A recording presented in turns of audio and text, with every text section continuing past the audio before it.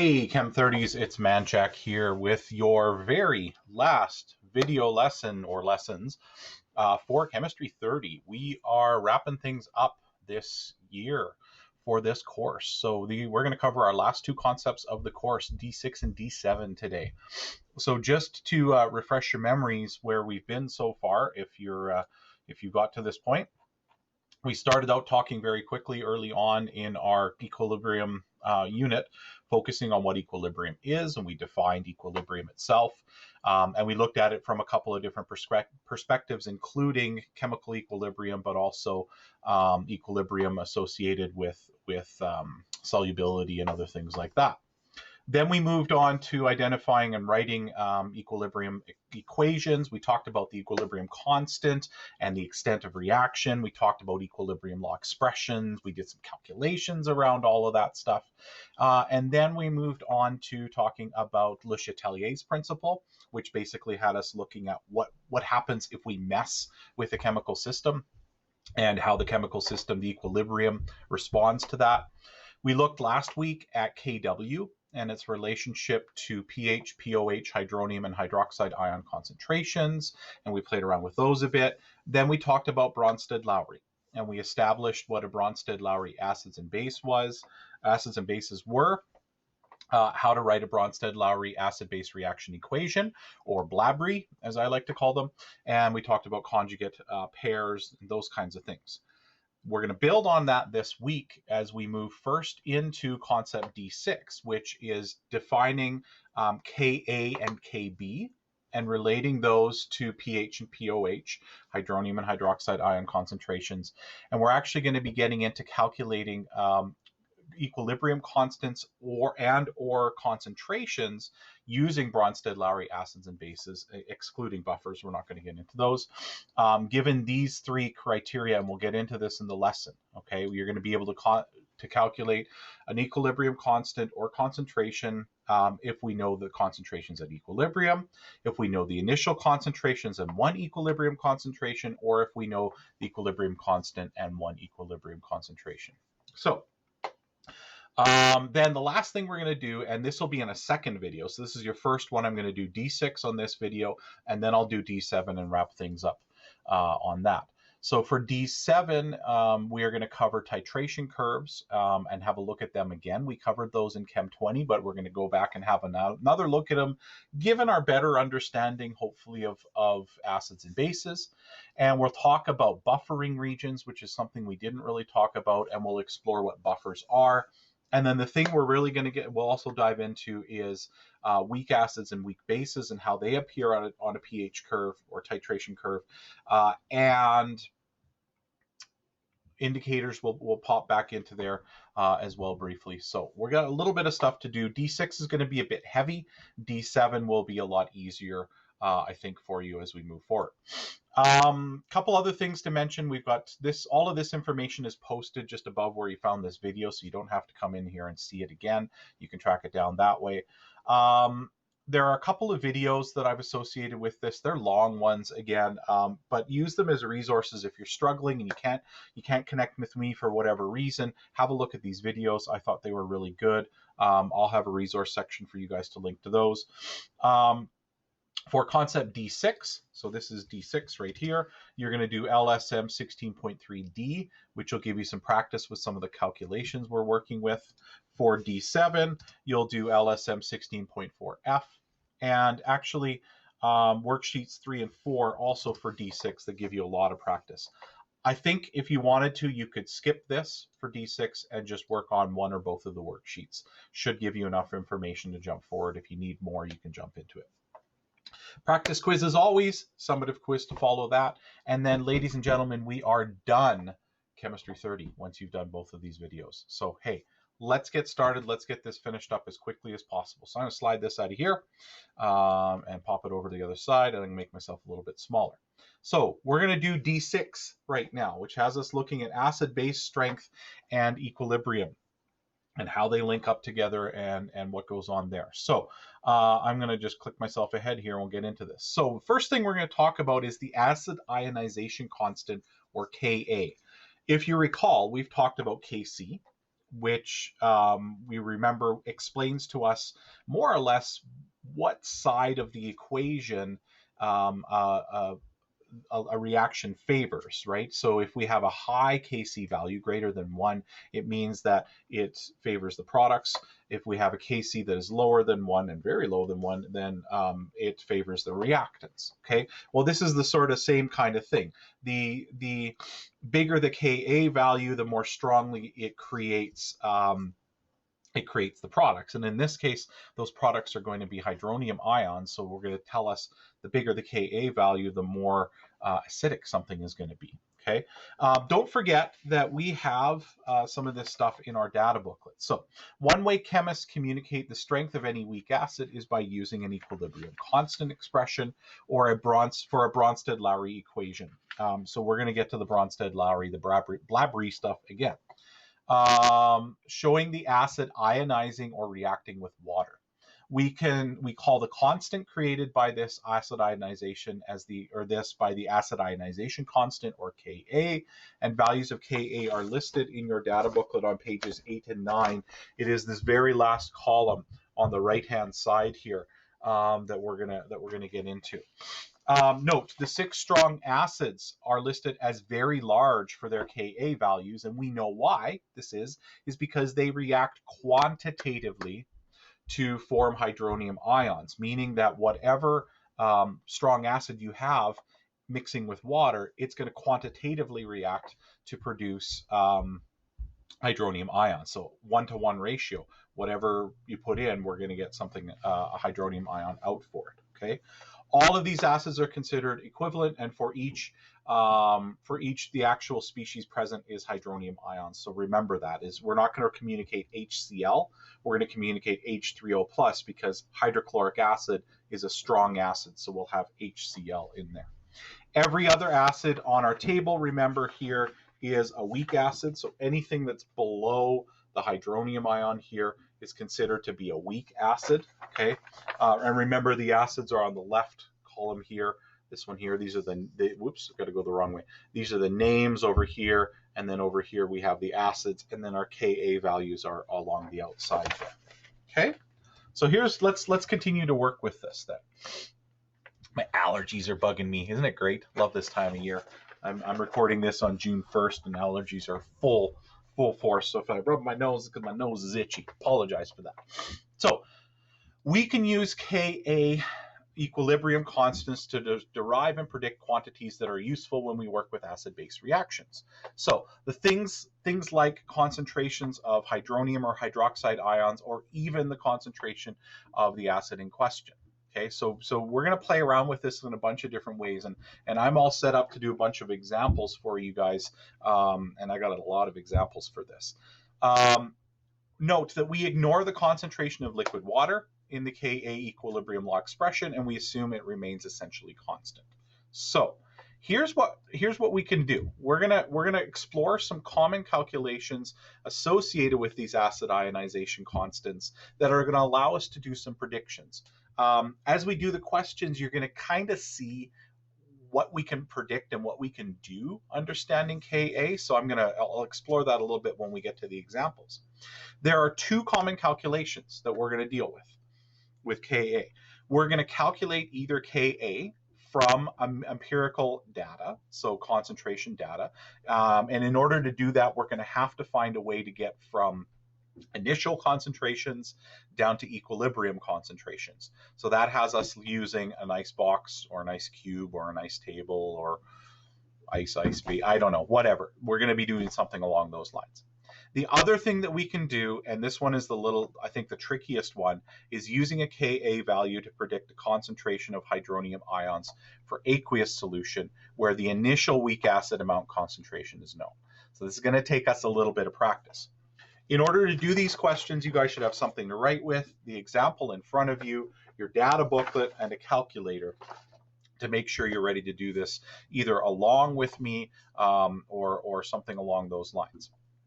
So before you go and gather all of that, just remember that our equilibrium law expression for Ka in this case is the same equilibrium law expression we've done all the way earlier in the unit. So it's your products over your reactants, and and these are square brackets, remember, are concentrations, okay?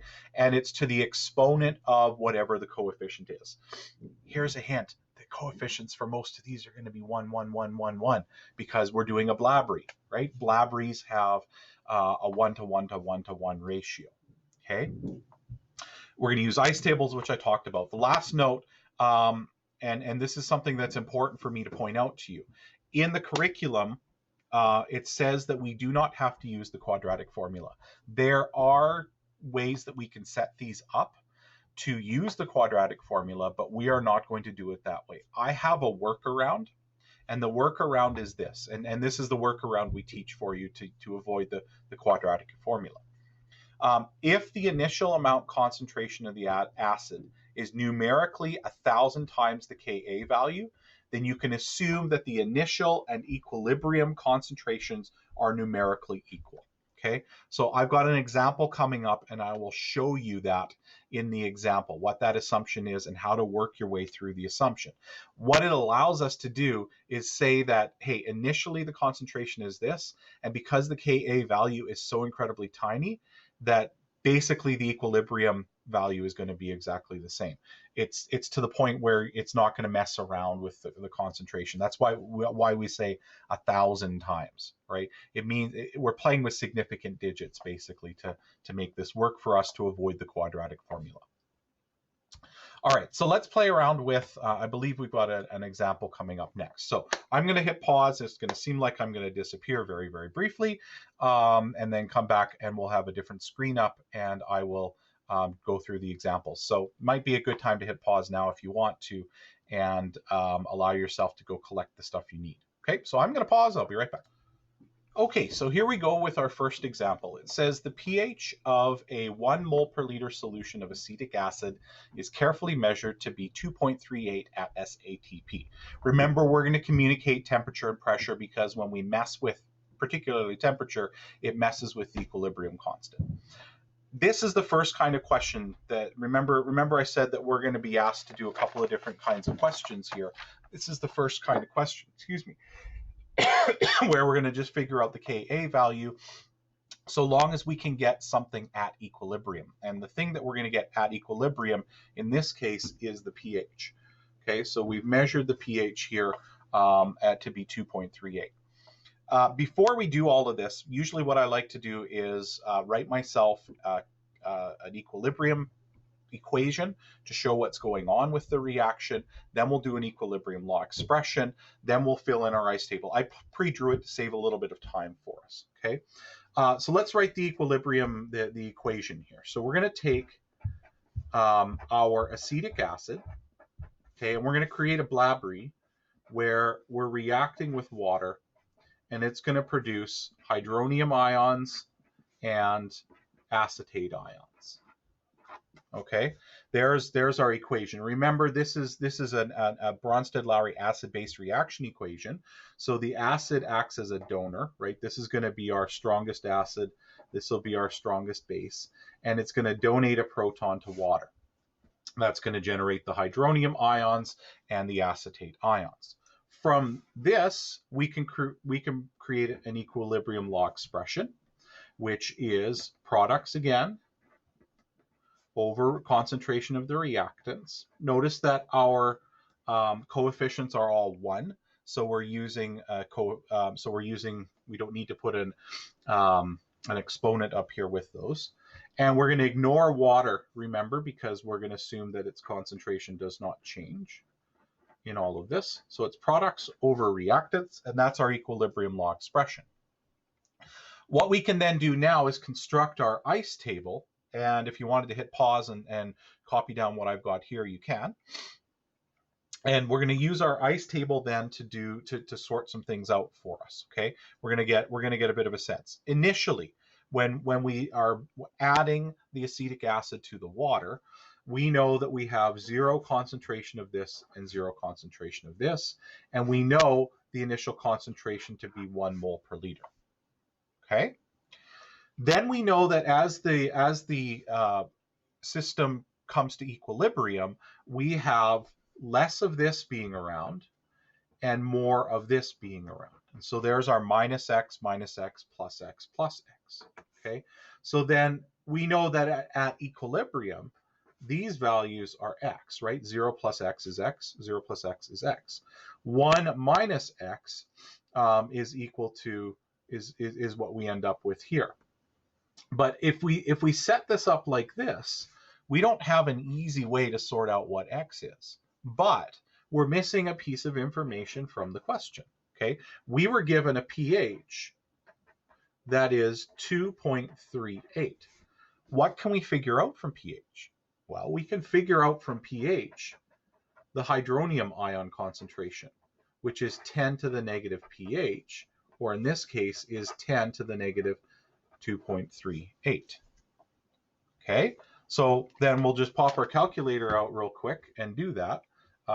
Make sure you guys can see that. So 10 to the power of, use your brain, man, check, there we go, 10 to the negative 2.38 is 0.0041, well, let's say 69, and we'll round it at that point. Okay, so that then, if we know, once we've created this solution of acetic acid and we've measured the pH, we know the pH is a representation of the concentration of hydronium ions at equilibrium.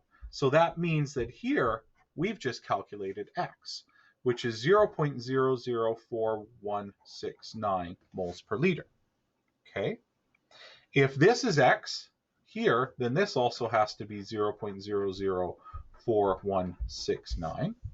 Okay, and then we should be able to figure out what this is by just taking 1.00 minus 0.004169.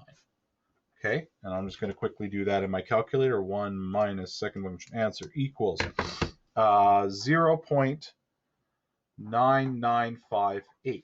So 0.9958. I am just about to sneeze. Okay, that was fun. Apologize. Probably didn't seem like anything happened to you guys, but I had a massive sneeze there. Now that we've got all of these values at the bottom here for equilibrium, we can go back to our equilibrium law expression up here and substitute those numbers in.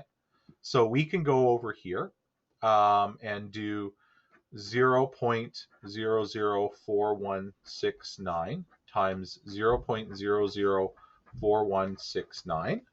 Okay, that's a 6 there if you can't quite read that. And then over 0.9958 on the bottom there. Sorry, that is 99, and it's hard to read, I know, on your screen. And once we've done that, we're going to get, we can plug those values into our calculator, and we're going to get an answer that is 0.000, I'm just reading off of a sheet down here, 017, or 1.7 times 10 to the negative 1, 2, 3, 4, 5. 1.7 times 10 to the negative 5. So that's our Ka value for acetic acid, where we dissolve it in water at 25 degrees Celsius and 100 kilopascals. I hope that makes sense. And one thing I can do is, which is kind of interesting, is I can go and actually find it on here. Acetic acid. We can find it on here in our data booklets as it's coming up as 1.8 times 10 to the minus 5. Well, that tells me that maybe our measurements somewhere along the way weren't quite as accurate as they could be. In any case, we've got there. Okay, so this is one way we can work with one of these. If we didn't know the Ka value, but we did know a pH, we should be able to then figure out what our Ka value is for this particular situation. And then that allows us to play then around with the concentrations of what's going on and go from there. Now, what I'm going to do is I'm going to skip over example number 2. If you guys wanted to do example number 2, you could jump to your textbook to page 739 and have a look at that example in there. It walks you through step by step. It's basically the same kind of question that we did here. What I'm going to do is move on to example number 3, which is the second way that we're going to do things, or second way we can work with Ka to help us do calculations. So this one is a little bit different. This one is the only thing we're given here is the initial concentration of our weak acid. So it says predict the hydronium ion concentration and pH for a 0.2 mole per liter aqueous solution of methanoic acid. So the first thing I recognize right off the bat here is that we're dealing with methanoic acid. Methanoic acid is a weak acid, not a strong acid. If it were a strong acid, one of the 6 that's listed at the top of our data booklet, then what you could do right away is say that the hydronium ion concentration is the same as the concentration of the strong acid. And then this is a lot easier. But because we're dealing with a weak acid, then we have to do a few more steps. So the first thing I'm going to do again is I'm going to set up an equation of methanoic acid being dissolved in water and get that Blabry organized. And then we'll set up our equilibrium law expression, and then we're going to have to play from there. The other thing we also have, and I'll get to that in a second, is we do have a Ka value for methanoic acid that we can reference in our data booklet. And so we'll jump to that point at some point too. Okay, so let's start this out with a Blabry. So methanoic acid, I always write it wrong the first time, is come on, brain. We're completely forgetting methanoic acid. HCOOH. All right, HCOOH is methanoic acid. See, every once in a while you get prepared and you still forget everything. Plus H2O is going to establish an equilibrium. And it's going to be, remember, acid donates a proton. So it's going to be H3O plus and HCOO minus. Hey, that's funny. I wrote it down here already. What a moron. All right, so our Ka value then, or our Ka, our equilibrium law expression then, is going to be the concentration of hydronium ions times the concentration of HCOO1 minus over the concentration of our methanoic acid. Okay? Now, what we've been given, what we can reference in our data booklet is the Ka value for methanoic acid. And it's 1.8, I'm just going to double check, times 10 to the minus 4. Okay? That's going to be helpful later on because we're going to need to use that to help us calculate X when we get to that point. At this point, I'm going to fill in my ICE table with the information I know. So I know for sure that the initial concentration of methanoic acid is 0.200, and that when we add the methanoic acid to the water, initially there is no hydronium or the conjugate base of the methanoic acid. Okay. We also know then that this is going to decrease by X, and these will both increase by X. Okay. Now here's the problem. We don't know a pH right now, so we can't figure out the equilibrium value for this. So what we're stuck with at this point is 0.200 minus X, X, and X. Okay, we're stuck with that. We can't do anything with it right now. But, okay, here's the big but. We can make our assumption now. This would be where we would have to use a quadratic formula. We'd have to do some fancy math to make that happen, but we can do an assumption. Okay.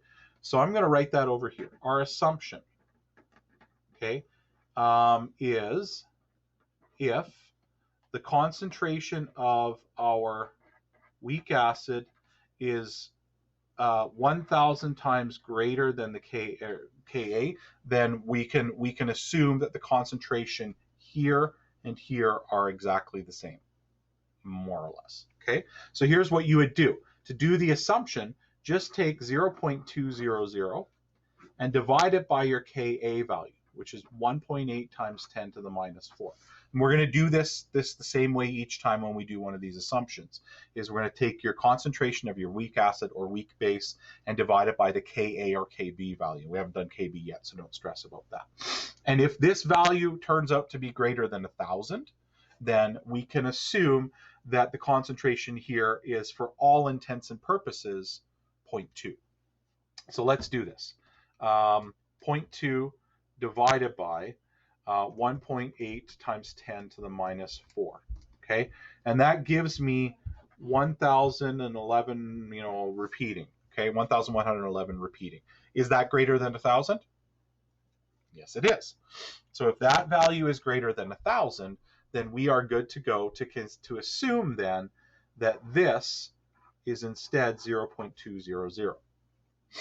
Still don't know what x is, but we've eliminated some complication from this. So then what we can do at this point is we're going to go back to this equilibrium law expression, which we know to be 1.8 times 10 to the minus 4 is equal to.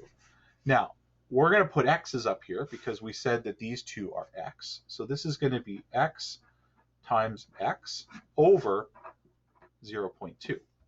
So we can simplify this to x, or 1 times 10 to the minus 4 is equal to x squared over 0.2. Okay, now we just solve for x. Once we have x, we can fill those values in here, and we're really interested in this column right here, which will allow us to get concentration of hydronium, and then we can just reverse engineer pH from that. So in order to do this, for those of you that are need the long steps, here it is. We need to get x by itself. So the first thing we have to do is undo the division. How do we undo division? We multiply. So we'll multiply by 0.2, and we'll multiply by 0.2. Okay, that cancels out. Now the last thing we do, the last step, is that we don't want x squared, we want x. So we're going to have to take the square root of x squared and the square root of this. What we do to one side, we have to do to the other side, and that is going to give us our value for x. So x will equal, and I'm just going to show you this on my calculator for those of you who would like to see it. So I'm going to do 1.8 times 10 to the minus 4 times 0.2, okay? And then I'll do the square root of my answer. You could do that all in one step if you'd like. And this is 0.006, okay? So what that tells me then is down here, this is 0.006, and so is this, okay? If x is 0.006, then that means that at equilibrium, our hydronium ion concentration is 0.006 moles per liter. And technically, I guess I should have a couple of sig digs on there. So add a couple of zeros in there because I want to be accurate with that. I feel it. One more sneeze. That was lovely. Okay, so then we've got concentration of hydronium ions, which is what the question asked us for. And then the last thing, I'm going to do it up here because I'm running out of room, is we have to figure out pH. Okay, well, we can get pH by taking the negative log of the hydronium ion concentration. Okay, so the negative log then, ignore that, it's a scribble, of 0.006 is going to give us 2.22. And that there is our pH for this solution. Okay, so that's another way we could work with this Ka value, is if we're given, we could figure out we can predict what the pH is going to be for a particular solution if we know the concentration of that solution. So something we might be able to work with in the future. So I'm just going to have a quick peek here. Good. Okay, so I'm going to take this off screen for now. Example number 4, I'm just looking at my cheat sheet. There's also another example that has you doing basically the same thing I just did. Again, it's in your textbook, and just to double check the page for you, it's on page 742 of your textbook. So if you wanted to hit pause now and do that question, I would suggest you do so to get a little bit more practice, and then check your answer on page 742 of the textbook. In the meantime, I'm going to drag this screen out of here. Pop it off to the side for now, and I'm going to jump ahead in the slides to get to the where we are right now. So that is Ka and what we can do with it.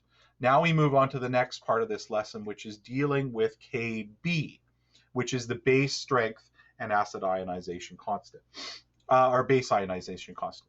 I'm going to just rewind a little bit. So what did we learn about Ka? We learned that the smaller Ka is, the weaker the acid is. The larger Ka is, the stronger the acid is. Okay, that should make sense because we're describing the extent of reaction using Ka. Okay, the bigger it is, the more completely it reacts, the more closely it gets to that magic number of 1. Okay, um, so we can do this with bases as well, and that's where we're moving on to now. So the Bronsted-Lowry concept states that the strongest base possible in an aqueous solution must be hydroxide ions, which is way down here at the bottom. Remember, this is our strongest base at the bottom, and they get weaker as they go up this column. Remember, this was our strongest acid, and it gets weaker as it goes down. When dealing with ionic compounds in solution, so think about sodium hydroxide or calcium hydroxide, we assume they dissociate completely in water. So therefore, the hydronium ion concentration does not involve any reaction with water or any reaction or equilibrium. It's complete. So if you have something that contains hydroxide, remember that it dissociates completely. Think of quantitatively. So whatever you have for your concentration of hydronium ions or hydroxide ions or sodium hydroxide is the concentration of hydroxide ions. I apologize, I messed that up. Let me say that one more time. I could edit it out, but it's probably too much work. If you have your concentration of, let's say, sodium hydroxide, whatever that concentration is, because it's got hydroxide ions in it, that is your concentration of hydroxide ions, with a little twist that I'm going to show you in the next example here. So all we need to do to figure these out is to do a dissociation equation. And so we're going to do one in a second here. And there's something to watch out for on this. So be cautious as we move into it. So this is example 5. And I'm just going to quickly drag this, this screen back over again and make myself nice and large. Larger than I already am. And we'll go from there. So it says find the hydroxide ion concentration of a 0.064 mole per liter solution of barium hydroxide. Barium hydroxide is BaOH2. Okay, that's what barium hydroxide is. That's also, barium is also what you do with a dead chemist. Anyway, we're going to continue on. We need to find the hydroxide ion concentration. So since we're dealing something that is considered to be a strong base, it's a strong base because it contains hydroxide, then what we can do is we can just set up a nice dissociation equation. Barium hydroxide dissociates, notice the single arrow because we're going to call this quantitative, into barium ions and 2 hydroxide ions. Now here's the thing you want to watch out for. Sodium hydroxide only has 1 OH in it. So when it dissociates, your concentrations are 1 to 1. But when we dissociate barium hydroxide, there's 2 hydroxide ions for every 1 barium hydroxide. So our concentration isn't just 0.064. It's going to be this. The concentration of hydroxide ions is going to be the concentration of barium hydroxide multiplied by 2 moles of hydroxide ions for every 1 mole of barium hydroxide. So what we're essentially going to do is double this. So it's going to be 0.064 moles per liter times 2 over 1, which is going to be, oh, let's do the math in our head, 0.128 moles per liter. Okay, from there, if we wanted to, we could calculate our pOH. We could take that pOH and we could turn it into pH. Remember, we could do 14.00 minus our pOH is going to give us our pH, right? And once we have pH, we could also get hydronium ion concentration. So we could play with all of those things if we wanted to. And there's an example that I'll do shortly that has us doing some of that playing. Okay, so I hope that makes sense on what we're doing with those ones. Just watch out. If it is a strong base, in other words, if it contains hydroxide ions, then you need to make sure that you remember, just like with a strong acid, it dissociates or ionizes completely, depending on base or acid. And if you have 2 hydroxides or even 3 hydroxides for every 1 of the initial ionic compounds, then you need to multiply that to get your actual concentration of hydroxide.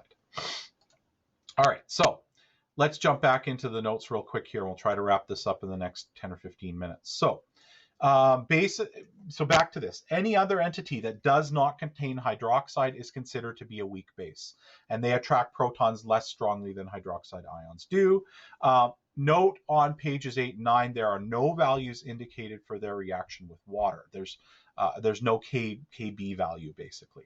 So in order to determine the Kb value, we need to use the same ideas we did for Ka, but a little bit of a twist. That twist is we need to bring the Ka in first, which is determined from the conjugate base in question. Okay, and I'll show you guys this in an example in a second. Then we need to relate the hydronium ion concentration to the hydroxide ion concentration using Kw. Let's just simplify this, okay? And we'll get to this on the next slide here. So we also need to remember that bases react much less than 50% in water to produce aqueous solution of hydroxide ions. And these types of problems are going to be the same as we did for Ka. So I'll show you those examples in a second. So here's what we would need to do. I don't actually have it written in here, do I? What a silly guy. Okay, I'll write it on the next slide then when we get to this example. So I'm gonna fix this real quick. Insert elevator music here. And I'll just drag this screen back and show you guys what I'm talking about.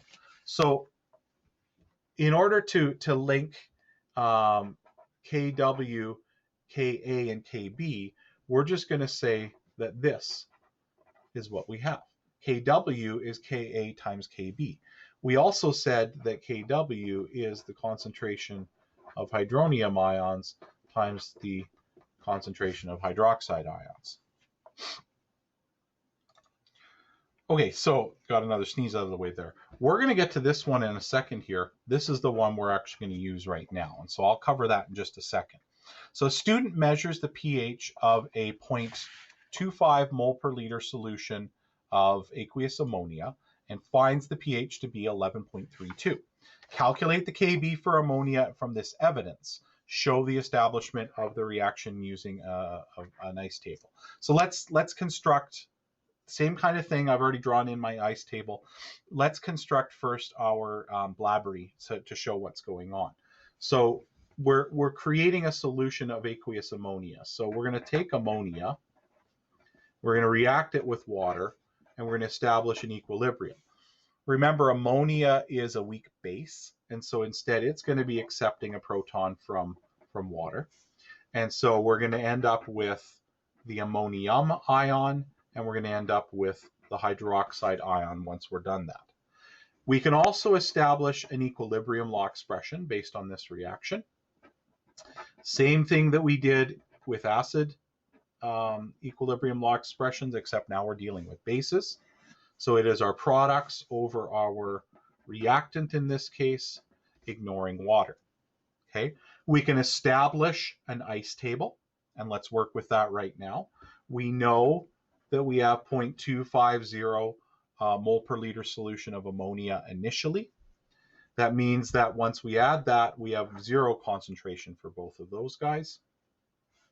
This is going to decrease by minus x. That's going to increase by plus x. That's going to increase by plus x. We don't have any equilibrium information right off the top now, but what we do have is this right here.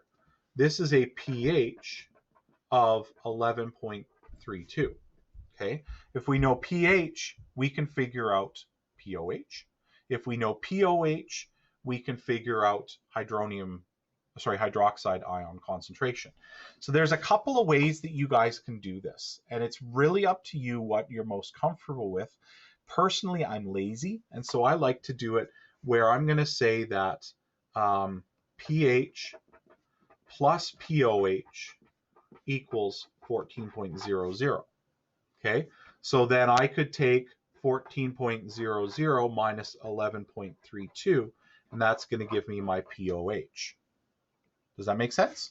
Okay, so I'm going to do that quickly because I don't want to mess up on video and have to go back and do this. So my POH is 2.68.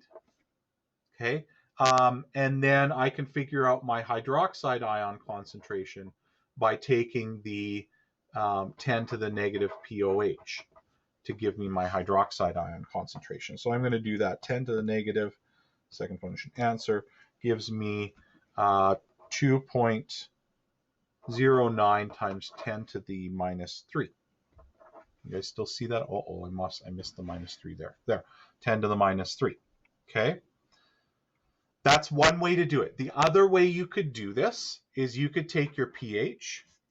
I'll go do it over here. You can take your pH and turn it into hydronium ion concentration. Okay. Once you've got your hydronium ion concentration, you can use this formula.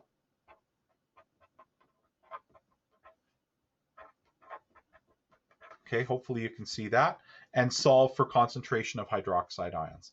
Doesn't matter, you're going to get the same answer either way. What does matter now is that over here, we have a concentration of hydroxide ions. Well, hey, there's hydroxide ions down here in our ice table.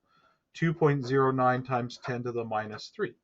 So 0 plus x equals this. X must equal that. So this must also be 2.09 times 10 to the minus 3. Okay. That's a 9, and that's a times for you guys that are unable to read that because I made it a little too small. And then the last thing we could do is we can do 0.250 minus 2.909 times 10 to the minus 3. Really hard. I'm going to write it a little bit bigger. So I'm going to do 0.25 minus that answer, and I get 0.248. Okay. Now that I have this value, and this value, we can bring it into the equilibrium law expression.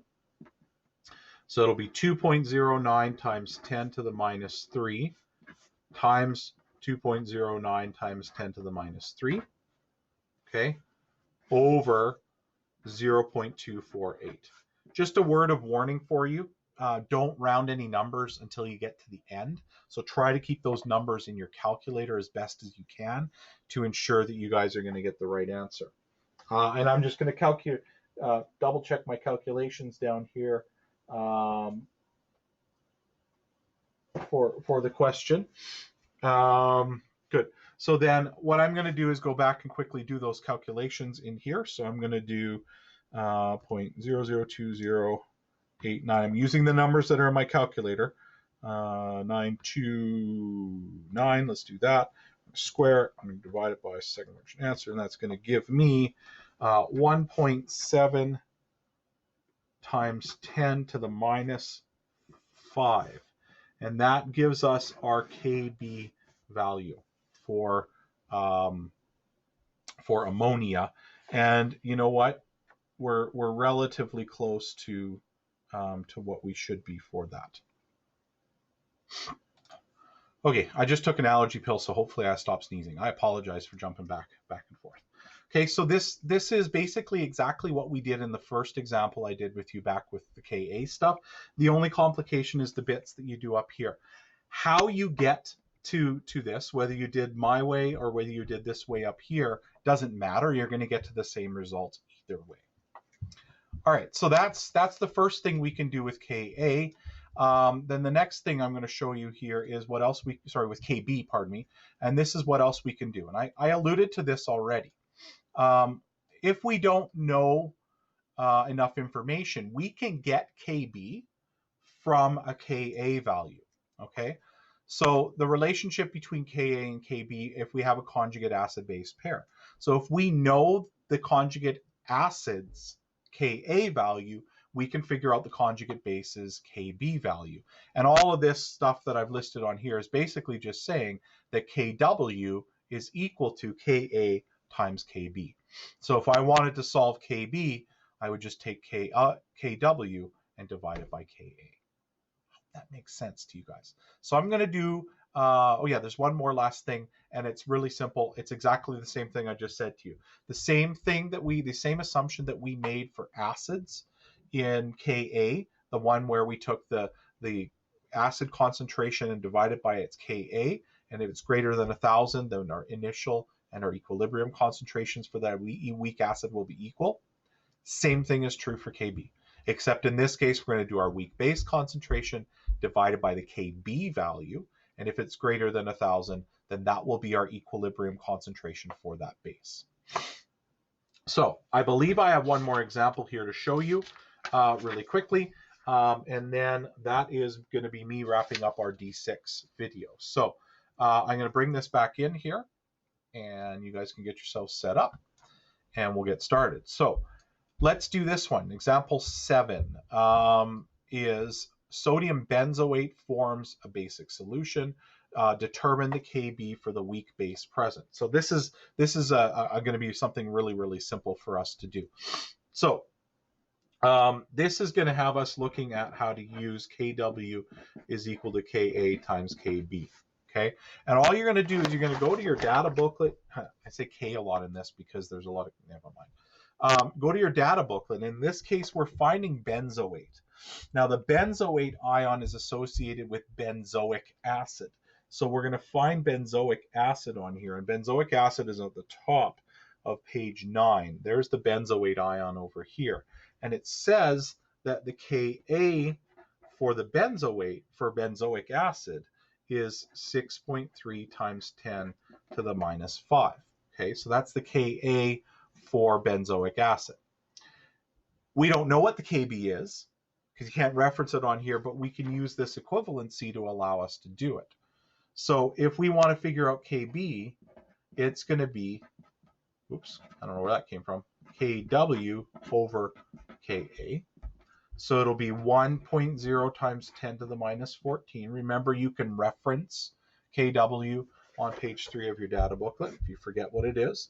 And then 6.3 times 10 to the minus 5 for our Ka value. So I'm just going to do that quickly in my calculator. That's what I'm looking down doing right now. You can probably hear me clicking away. -5, boom. And we have 1.6 times 10 to the minus 10 is going to be our Kb value for this. Okay. Last thing, for example, I'm going to take this off of here. For your next example here, which is example number 42,545,563. I'm just my way of saying there was a lot of examples. I am not going to do this one for you. I will not ask you a question about this on your practice quiz or your formative or your summative quiz. But if you want to have a look at this one is done on page, let's make sure I get this right. This question is done on page 748 and 749 of your textbook. So walk your way through it. It's going to be the same thing I did in the example back here, number 5. Nope, sorry, I lied. Number 3. It's the same thing I did, except we got to fiddle with Ka and Kb first. That's really it. There's nothing more complicated than that. So that is the end of this first video for D6 and D7. This is the end of D6. So I'm just going to quickly jump back over here and grab this screen and show you guys or remind you, whoops, where did we go?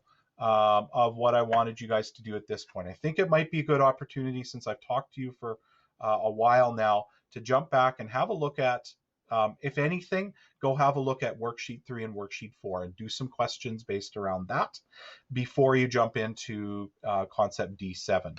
Okay. Once you've done that, then move on to the second video, which will follow this on concept D7. So that's it for now. Get this work done. Move on to concept D7, and you guys are so close to being finished. So best of luck. Talk soon.